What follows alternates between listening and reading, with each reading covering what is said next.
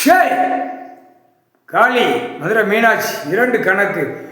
அரசியல்வாதி டெல்லி டு தமிழ்நாடு, தமிழ்நாடு டெல்லி எல்லாம் அமைச்சராக உட்காந்துருக்காங்கல்ல, முதலமைச்சர் இவன் கணக்கை முடிச்சிடணும்ல. குடியரசில் ஜனாதிபதி, நிதியமைச்சர், அங்கே குடியரசு எல்லாமே முடிச்சாச்சு. அதெல்லாம் முண்டச்சியாக உட்காந்துருக்கு, முண்டப்பனாக இருக்கான்.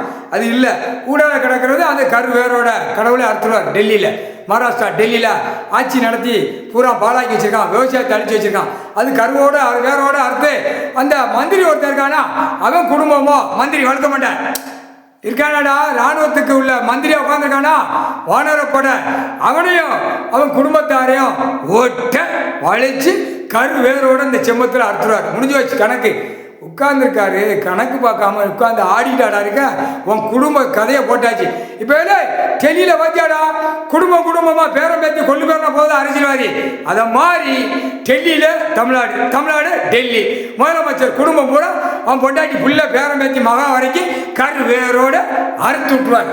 அறுப்பனா என்ன தெரியுமா, சிவன் சொத்தை குலநாசம் பண்ணி வச்சிருக்க. அதனால உன்னுடைய குடும்பத்தை கரு வேரோட அறுத்து சுடுகாட்டு எரிப்பு, எரிமலை கீழே வெண்ணித்தண்ணி கொதிக்கும். அந்த கொதிப்புல கொண்டு போய் ஆத்திடுவாங்க. கால் சத்தியம் 7 நாட்டு சனி 8 நாட்டு சனி ஏமங்காலம் தூவேன்.